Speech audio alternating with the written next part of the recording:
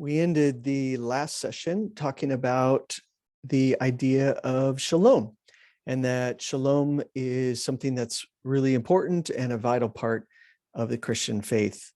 Well, what's a definition? I sort of mentioned this right at the end of the last video, that it has to do with the way things ought to be. It's all about right relationships and connecting and universal flowering or flourishing with all people.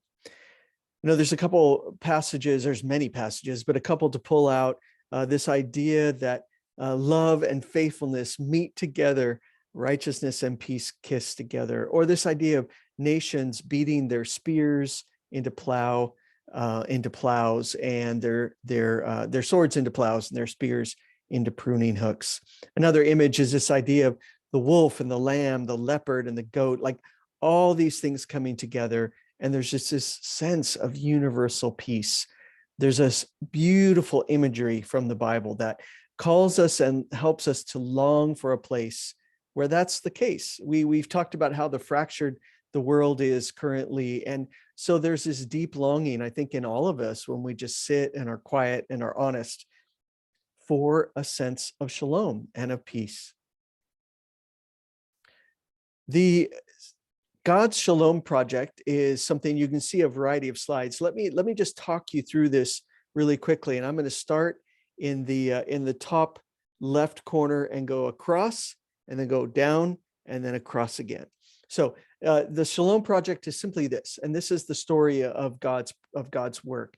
God creates and puts people in a beautiful garden. We talked about that in a previous video, but unfortunately they disobeyed. We talked about choice and how people have responsibility for the actions that they have. So God later raised up a man named Abraham. That's in the second slide. And Abraham was someone who was willing to obey God. Unfortunately, as his family moved on, they ended up as slaves in Egypt. And you've got the pyramids there. And they were there for over 400 years as slaves. And then God rescued them. The Exodus is a significant story in the Bible, because it is the rescuing and the calling out of God's people. And he leads them into this promised land. And in that land, God tells them that he will be their king. He will be the one leading them in all things. But unfortunately, the people went astray. And so down in the bottom left corner, we see prophets who are trying to call them back to a place of peace and of community with one another. And unfortunately, people were not living in that way.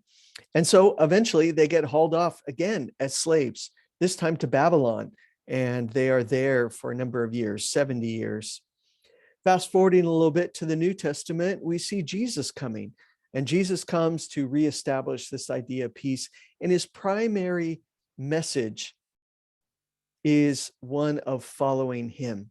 Follow him. And again, in the previous video, I talked about how Jesus is the example of what it means to be human.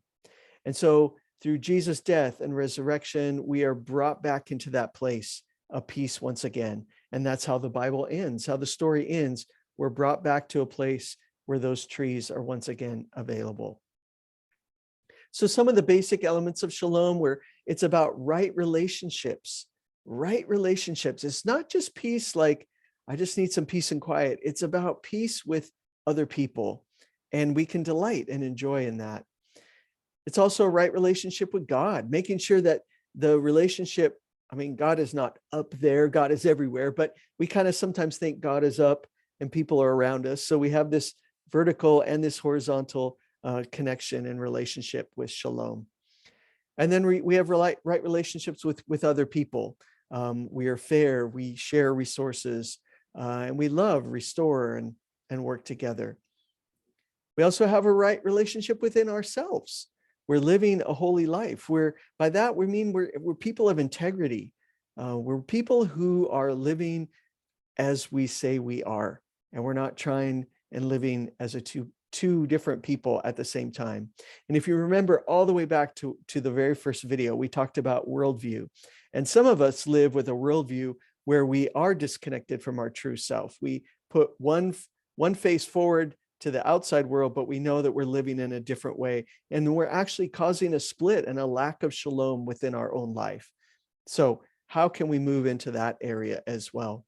We also have in Shalom right relationships with nature. And we're, as we talked about in the previous video, we're ruling, but we're also caring for the creation that we're given. A quote that is so significant, it's when we can look everyone in the eye and say, we are at peace with one another. I encourage you to read this on the slides that you have access to.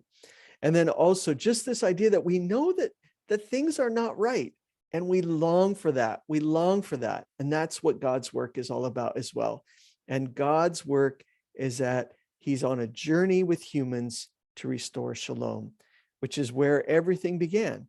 But unfortunately, due to questions and situations and decisions that were made, we're now in a place where we're trying to get back to that way. And Jesus has paved the way for that to happen. I'll see you in the next video when we talk about sin, which is kind of carrying on with what we've been talking about here.